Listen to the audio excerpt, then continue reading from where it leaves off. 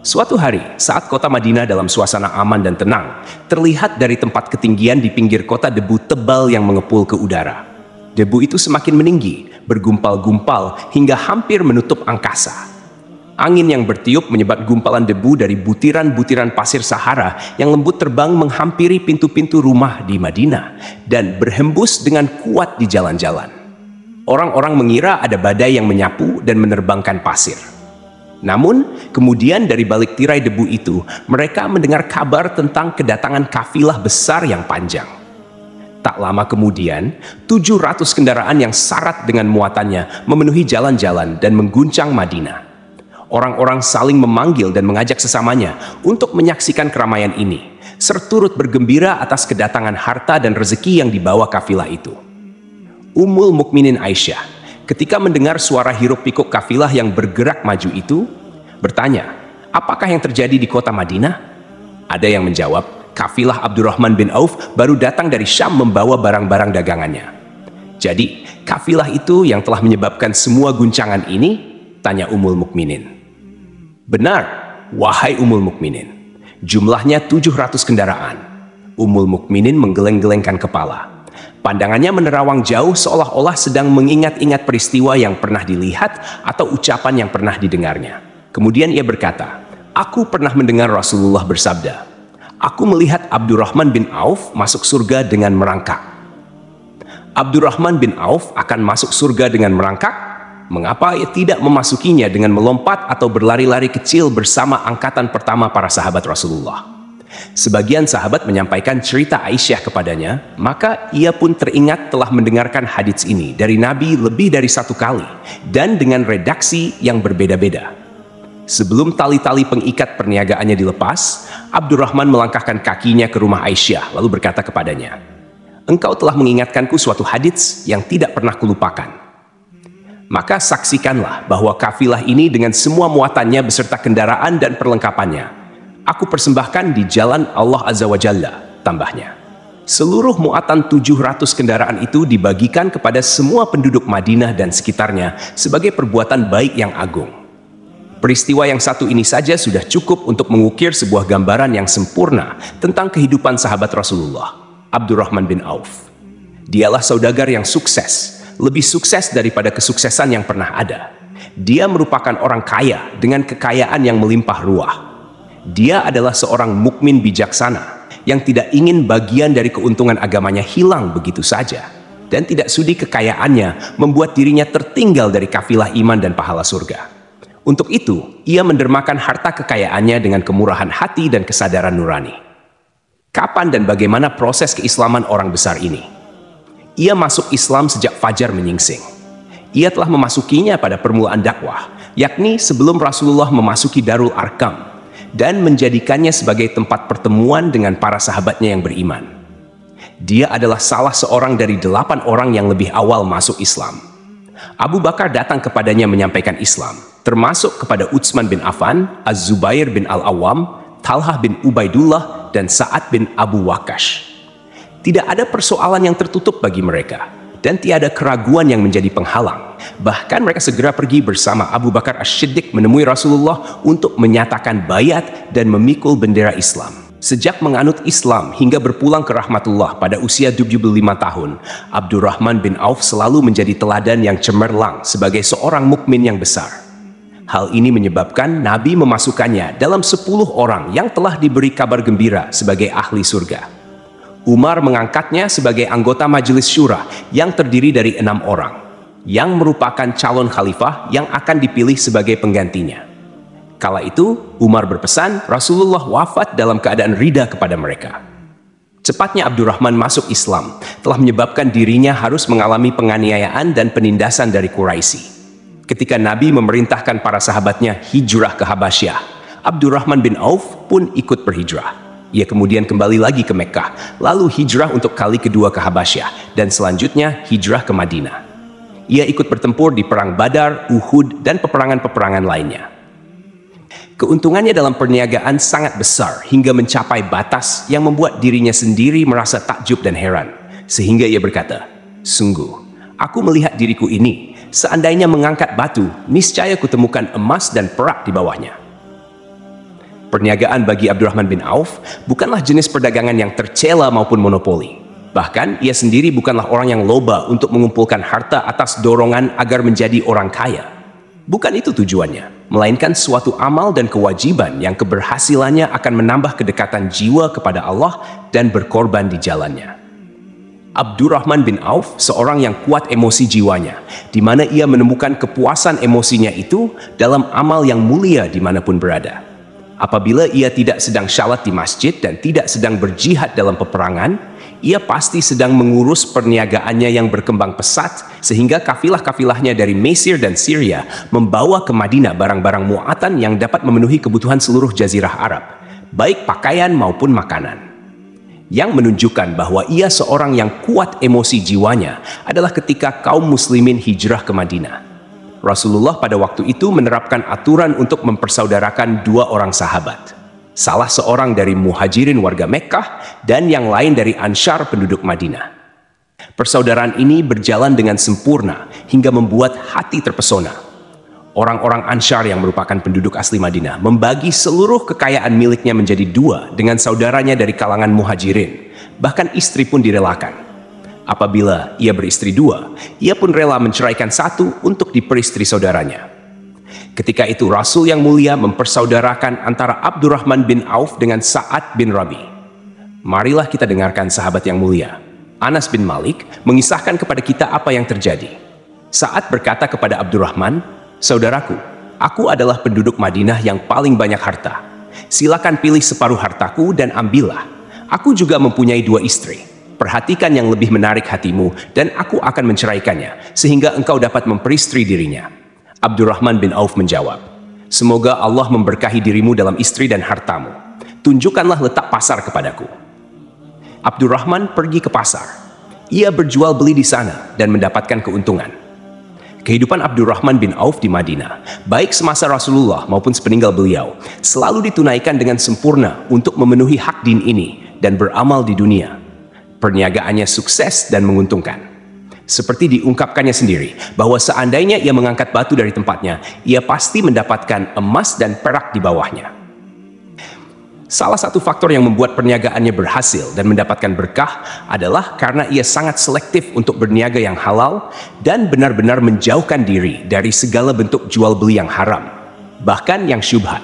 Selain itu, faktor yang menambah kejayaan dan keberkahan Abdurrahman bin Auf adalah labanya yang bukan hanya untuk dirinya sendiri, melainkan di dalamnya terdapat bagian Allah yang ia penuhi dengan baik. Ia menggunakan hartanya untuk memperkokoh hubungan kekeluargaan dan mengeratkan tali persaudaraan, serta menyediakan perlengkapan yang diperlukan tentara Islam. Bila total perniagaan dan kekayaan lainnya ditambah keuntungan yang diperolehnya dihitung, jumlah kekayaan Abdurrahman bin Auf dapat diperkirakan dengan memperhatikan jumlah yang dibelanjakan di jalan Allah, Rabb semesta alam. Suatu hari ia mendengar Rasulullah bersabda, "Wahai Ibnu Auf, engkau termasuk golongan orang kaya dan engkau akan masuk surga dengan merangkak. Karena itu, pinjamkanlah kekayaan itu kepada Allah, agar Dia mempermudah langkahmu." Sejak mendengar nasihat Rasulullah ini dan menyediakan bagi Allah pinjaman yang baik, Allah justru semakin melipat gandakan kekayaannya hingga berlimpah. Suatu hari ia menjual tanah seharga 40.000 dinar. Kemudian uang itu dibagi-bagikan semua untuk keluarganya dari Bani Zuhrah, untuk para istri Nabi, dan untuk kaum muslimin yang miskin. Pada kesempatan lain, ia menyerahkan 500 ekor kuda untuk perlengkapan tentara Islam. Pada hari lain, ia menyerahkan 1.500 kendaraan. Menjelang wafat, ia mewasiatkan 50.000 dinar untuk diinfakkan di jalan Allah. Ia juga berwasiat bagi setiap orang yang ikut perang Badar dan masih hidup, masing-masing mendapatkan 400 dinar. Hingga Utsman bin Affan juga mengambil bagian dari wasiat itu, meskipun termasuk orang kaya.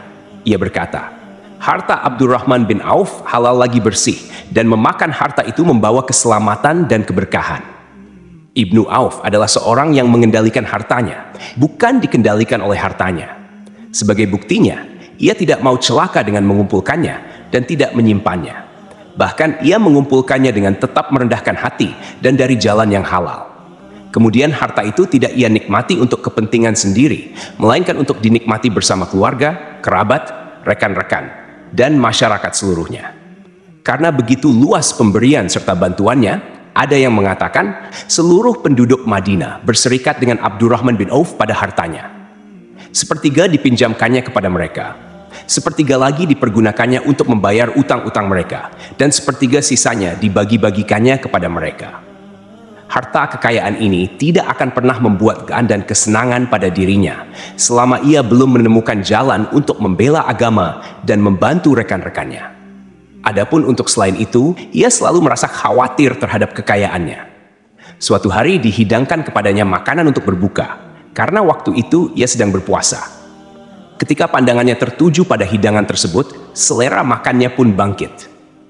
Namun ia justru menangis sambil berkata, Mus'ab bin Umair telah gugur sebagai syahid, dan ia jauh lebih baik daripada aku. Ia hanya mendapat kafan selai kain, yang jika ditutupkan ke kepalanya, maka kelihatan kakinya, dan jika ditutupkan ke kakinya, terbuka kepalanya. Demikian pula Hamzah yang jauh lebih baik daripada aku. Ia pun gugur syahid, dan saat akan dikuburkan hanya mendapatkan sehelai selendang. Dunia telah dihamparkan kepada kami seluas-luasnya, dan hasil sebanyak-banyaknya telah diberikan kepada kami. Sungguh kami khawatir bila pahala kebaikan kami telah disegerakan balasannya di dunia. Pada peristiwa lain, sebagian sahabatnya berkumpul bersamanya menghadapi jamuan makan di rumahnya.